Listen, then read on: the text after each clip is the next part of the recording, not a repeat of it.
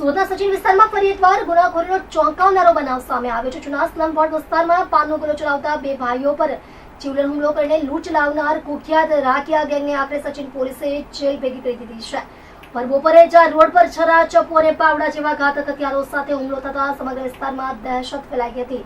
Police પાસેથી મળતી માહિતી મુજબ ઘટના 16 મે 2024ના રોજ બપોરે લગભગ 3 વાગ્યાની છે।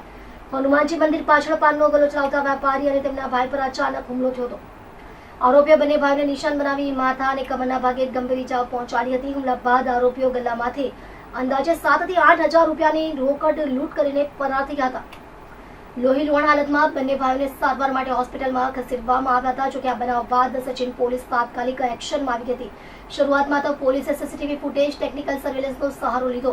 તે બાદ બાતમીદારોના આધારે ગણતરીના કલાકોમાં 4 આરોપીઓને ઝડપી પાડ્યા હતા। પકડાયેલા આરોપીઓમાં રોશન બરકસ, આનંદ પાટીલ, પ્રિન્સ પટેલ અને ગેંગનો મુખ્ય સૂત્રધાર રાકેશ ઉર્ફે રાકીઓ વાઘનો સમાવેશ થાય છે।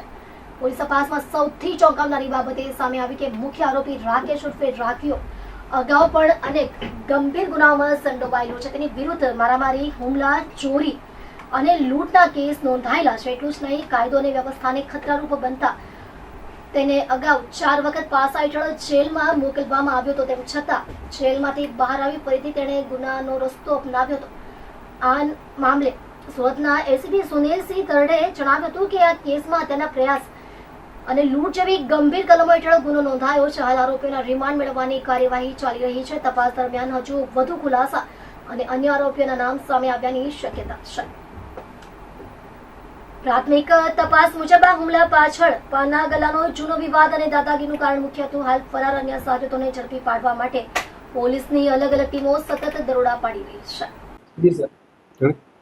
ગઈ તારીખ 16/5/2026ના રોજ બપોરના 15:00 સુમારે જે સચિન ખાતે આવેલ જૂના સ્લમ બોર્ડમાં હનુમાનજી મંદિરની પાછળ જાહેરમાં જે 307નો બનાવ બનેલો એના અનુસંધાને સચિન પોલીસે જ્યાં ગુનામાં બહુ જ રીઢા ગુનેગારો સંડોવાયેલાનું જણાવ્યા હતા, તુરંત એક્ટિવ થઈ 4 આરોપીઓની ધરપકડ કરવામાં આવેલ છે।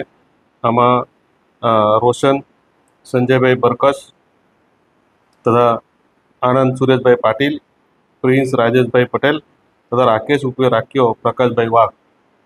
મેં આગળ જણાવ્યા એ પ્રમાણે આ ગુનામાં આગળ ગુનાહિત ભૂતકાળ ધરાવતા આરોપીઓ સંડોવાયેલાનું જણાવ્યા હતા। આ જે રાકેશ છે એના વિરુદ્ધમાં અગાઉ 4 વખત પાસા થયેલી છે। શરીર સંબંધી ગુનાઓ, મિલકત સંબંધી ગુનાઓ પણ નોંધાયેલા છે। અને આ શરૂઆતના તબક્કામાં આ જે લૂંટનો બનાવ હતો એમાં હજુ પણ ઘણા આરોપીઓ સંડોવાયેલાનું તપાસ દરમિયાન જણાવ્યા હતા। આગળની એ પ્રમાણે કાયદેસરની જે કલમો એડ કરવાનું થશે એ પ્રમાણે સચિન પોલીસે આરોપીઓનું રિમાન્ડ મેળવી આગળની કાર્યવાહી હાથ ધરેલ છે। આમાં જેટલા અન્ય આરોપીઓ એ પણ રીઢા જ ગુનેગારો હોવાની છે, એટલે એ લોકોને પણ ધરપકડ કરવાના પ્રયત્નો અમારા ચાલુ છે અને એ પ્રમાણે કલમોનો પણ આગળ જતા ઉમેરો કરવામાં આવશે। લૂંટ અને જે ગલ્લાની લૂંટ અને એ પ્રકારનો વિવાદ હતો। 7,000ની હમણાં પ્રાથમિક તબક્કા 7,000ની 7 થી 8 હજારની લૂંટ થયેલા જણાવ્યું।